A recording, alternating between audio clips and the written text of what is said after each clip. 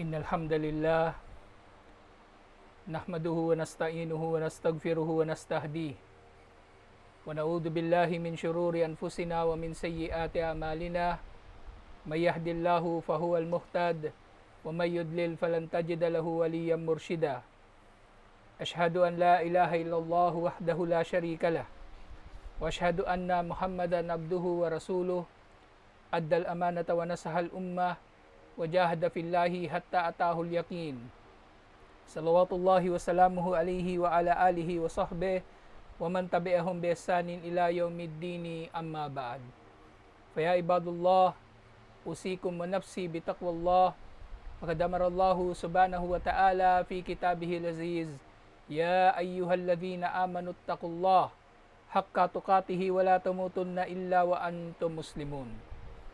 Tunay na ang papuri ay para kay Allah subhanahu wa ta'ala. Sa Kanya tayo nagpupuri, nagpapasalamat, humihingi ng tulong. Sa Kanya tayo humihingi ng tawad sa ating mga kasalanan at sa Kanya tayo humihingi ng gabay. Nagpapaupkop tayo kay Allah subhanahu wa ta'ala laban sa masamang dulot ng ating mga gawain at laban sa kasamaan ng ating mga sarili. Tayo ay sumasaksi na walang Diyos na marapat sambahin liban kay Allah subhanahu wa ta'ala ang nag-iisa at walang katambal, at si Propeta Muhammad sallallahu alaihi wasallam ay kanyang alipin at sugo. Ang pagpapala at biyaya ni Allah ay sumakanya sa kanyang pamilya, mga kasamahan at tagasunod hanggang sa araw ng paghuhukom. Si Propeta Muhammad sallallahu alaihi wasallam natupad sa kanyang tungkulin, nangaral sa kanyang umma at nakibaka sa landas ni Allah hanggang sa dulo ng kanyang buhay. Mga kapatid sa pananampalatayang Islam, pinapayuhan ko kayo gayon din ng aking sarili na katakutan si Allah subhanahu wa ta'ala dahil sinabi niya sa kanyang dakilang aklat, o mga nanampalataya, katakutan ninyo si Allah ng tunay na pagkatakot at huwag kayong mamamatay liban na lamang na kayo ay mga Muslim. Mga kapatid sa pananampalatayang Islam, tunay ng pinakamainam na takot ang takot niya kay Allah subhanahu wa ta'ala ang kanyang Panginoon, na siyang pinakarapat dapat niyang katatakutan, na dahil dito siya ay gagawa ng lahat ng kinalulugdan ni Allah subhanahu wa ta'ala at iiwas sa mga ipinagbabawal ni Allah. Sa kanyang takot na siya ay maparusahan, sa kanyang takot na siya ay kamuhian, siya ay naghahangad ng kaluguran lamang ni Allah. Nang takot na ito ay takot na may kalakip na pagmamahal, takot na may kalakip na paggalang, na hindi katulad ng takot ng tao sa iba pa liban kay Allah. Mga kapatid sa pananampalatayang Islam, kabilang sa mga anyo ng takot na ito ay ang takot natin na tayo ay magkakaroon lamang ng kabuhayan o pinagkukunan ng ating mga yaman na pawang halal lamang.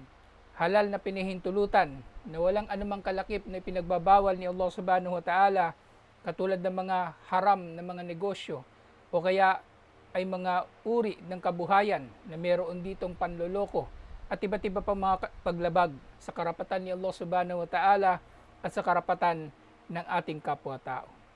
Nalaman natin mga kapatid sa pananampalatayang Islam, ng biyaya ni Allah subhanahu wa ta'ala ay hindi lamang pera at yaman, bagos ang pinakahalagahan nga natin sa mga biyaya ni Allah ay ang kanyang gabay na hinahangad natin palagi, na tayo tuwing ang binabasa natin ng Suratul Fatiha ay binabanggit natin ito, na hinihiling natin kay Allah na tayo ay kanyang gagabayan tungo sa Siratal Mustaqim, ang matuwid na landas.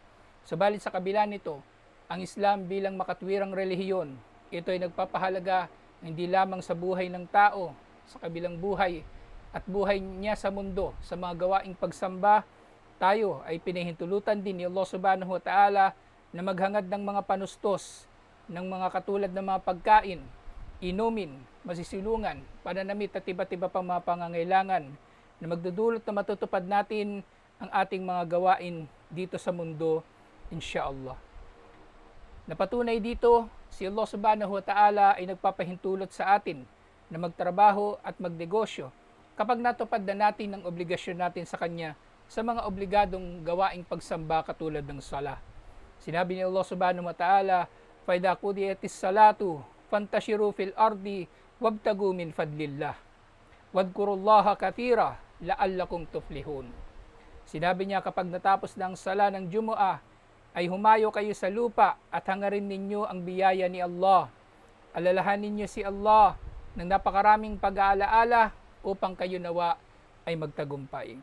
Na dito ay tinukoy ni Allah subhanahu wa ta'ala ng dahilan ng pagtatagumpay ng tao insyaallah ay ang pag-aalaala kay Allah, ang sala, at syempre pagkatapos nito ay ang paghahangad ng tao ng mga biyaya ni Allah subhanahu wa ta'ala sa pamagitan ng kanyang trabaho o negosyo.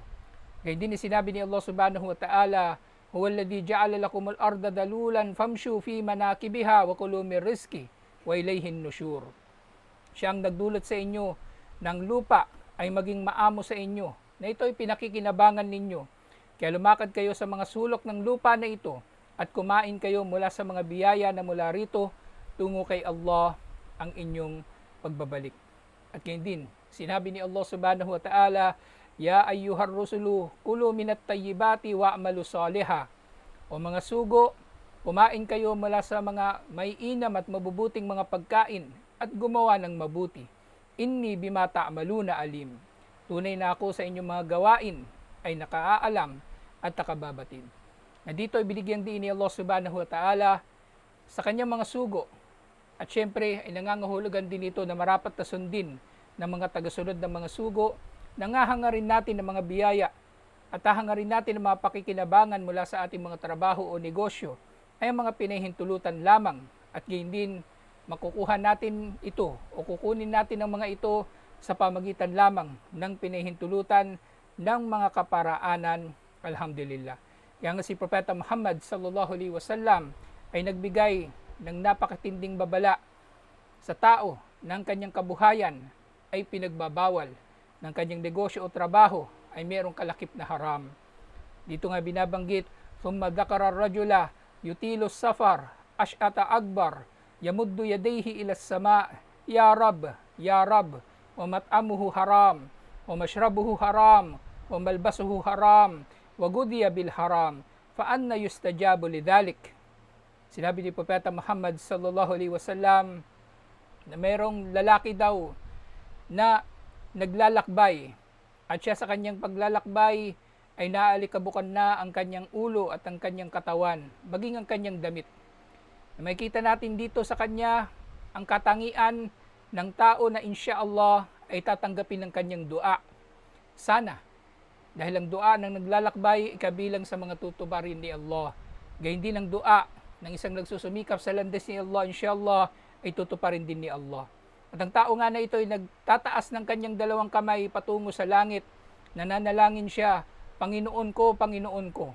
Subalit yun nga, sa masaklap na katotohanan, ang kanyang pagkain ay haram, ang kanyang damit ay haram, ang kanyang inumin ay haram, at siya ay tumaba o nagkaroon ng sustansya sa kanyang katawan mula sa negosyo o kabuhayan na haram. Sa kabila ng mga katangian na magdudulot insyaallah na matanggap ang kanyang dua, sinabi ni Propeta Muhammad sallallahu alaihi wasallam, ito ay mapipigilan, ito ay hindi tatanggapin. At sabi pa nga niya, paano itong tutugunin ni Allah? Dahil sa mga taglay niya na mga ipinagbabawal na mga gawain o pinagbabawal na mga kalakip sa kanyang kabuhayan, waliyadu billah. At ang iba't ibang mga pinagbabawal nga ng kabuhayan, mga kapatid sa pananampalatayang Islam, ay ang pangkalahatan ng mga ito.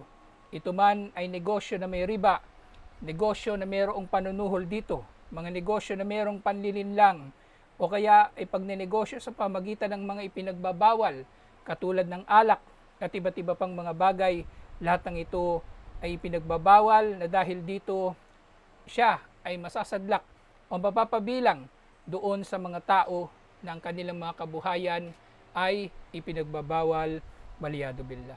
Aqulu qawli hadha wastaghfirullah li wa lakum wa lisairil muslimin min kulli dhanbin fastaghfiru innahu huwal ghafurur rahim. Alhamdulillahi wahda wassalatu wassalamu ala man la nabiyya ba'da wa ba'd. Mga kapatid sa pananampalatayang Islam, ang mga pinagbabawal na nagiging kalakip sa negosyo o kabuhayan ng sinumang tao ay maaring makakaapekto sa kanya kahit gaano pa kaliit ang kinalaman niya sa mga ipinagbabawal na ito.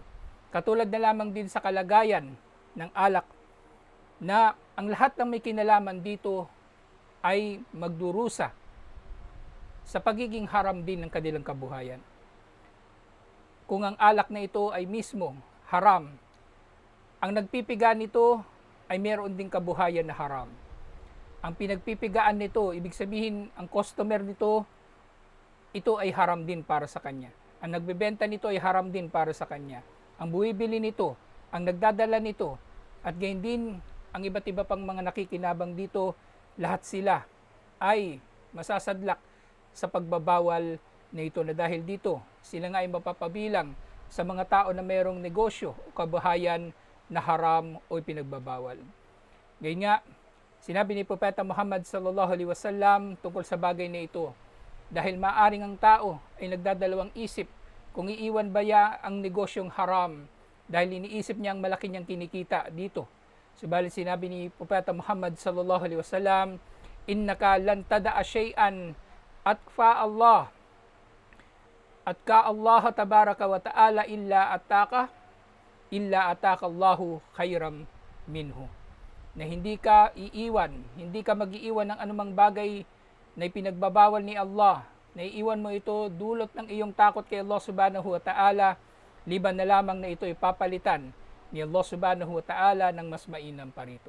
Kaya mga kapatid sa pananampalatayang Islam, walang dapat na paghihinayangan ng tao kung iiwan niya ang mga ipinagbabawal ni Allah subhanahu wa ta'ala, dahil ito ay tiyak na papalitan ni Allah subhanahu wa ta'ala ng mas mainam pa rito.